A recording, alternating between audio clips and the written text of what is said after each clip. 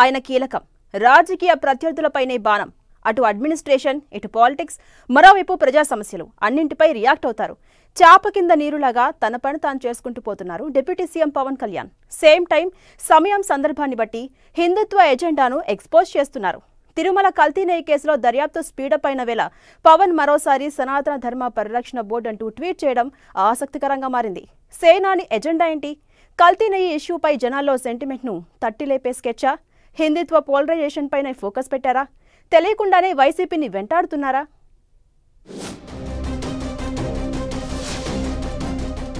కూటమిలో పవన్ కళ్యాణ్ రూటే separate. Issue ఏదైనా పవన్ రియాక్ట్ అయితే అంతే.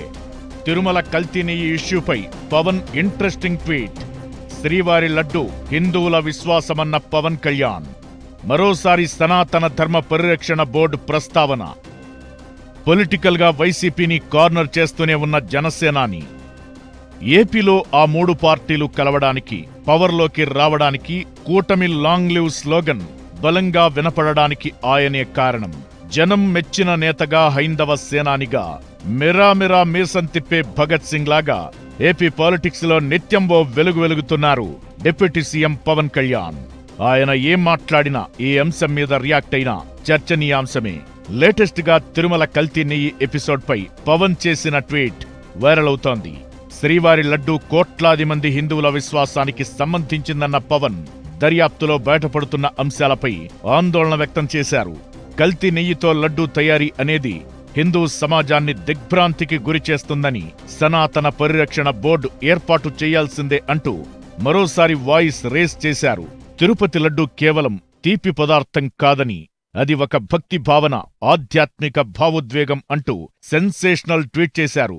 లడ్డూ కానీ, తిరుమల పవిత్రతను గాని కాపాడాల్సిన అవసరం ఎంతైనా ఉందన్నారు పవన్.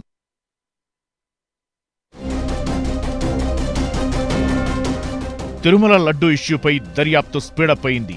కీలక వ్యక్తుల దర్యాప్తు వేళ పవన్ ట్వీట్ చేయడం సంథింగ్ స్పెషల్ గా మారింది. అయితే తిరుమల కల్తీ నెయ్యి ఎపిసోడ్ అందరి వేళ్లు అప్పటి ప్రభుత్వంపై, గత టీటీడీ పాలకుల వైపే చూపిస్తున్నాయి. ఓవైపు సెట్ టీం దర్యాప్తు డీటెయిల్స్ న్యూస్ హెడ్లైన్ గా మారగా వైసీపీ కార్నర్ అవుతోంది. ఇప్పటికే అప్పటి టీటీడీ ఈవో ధర్మారెడ్డి విచారణకు హాజరవగా టీటీడీ మాజీ చైర్మన్ వైవి సుబ్బారెడ్డికి సిట్ నుంచి పిలుపు రావడం కలకలం రేపుతోంది. సేమ్ టైం ధర్మారెడ్డి అప్రూవర్ గా మారి వాంగ్మూలమిచ్చారన్న ప్రచారం నడుస్తోంది. సరిగ్గా ఇదే టైంలో పవన్ రియాక్ట్ అవడం అంటే గత ప్రభుత్వంపై మరోసారి అటాక్ కు దిగినట్లేనన్న టాక్ వినిపిస్తోంది. హిందుత్వ ఎజెండాతోనే పవన్ ట్వీట్ చేసినా అది పూర్తిగా వైసీపీ తీరును ఎండగట్టేలా, హిందువుల మనసు గెలుచుకునేలా ఉందన్న గుసగుసలు వినిపిస్తున్నాయి.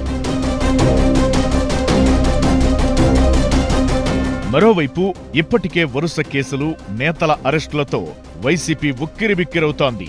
లేటెస్ట్ గా నకిలీ లిక్కర్ కేసులో మాజీ మంత్రి జోగి రమేష్ అరెస్ట్ అయ్యారు. ఇక తరువాత ఎవరు అనే చర్చ మొదలైంది. అయితే ఈసారి వైసీపీ సీనియర్ నేత పెద్దిరెడ్డి రామచంద్రారెడ్డి పేరును ప్రస్తావిస్తున్నారు కూటమి నేతలు. డిప్యూటీ సీఎం పవన్ కళ్యాణ్ పెద్దిరెడ్డిని గట్టిగానే టార్గెట్ చేశారన్న ప్రచారం సాగుతోంది. చిత్తూరు జిల్లాలో పెద్దిరెడ్డి ఆక్రమించిన అటవీ భూముల ఫోటోలను తీసినట్లు మొన్న కేబినెట్ భేటీలో చెప్పుకొచ్చారు. పెద్దిరెడ్డి లెక్కలన్నీ తీస్తున్నామని కూడా పవన్ అన్నట్లు తెలుస్తోంది.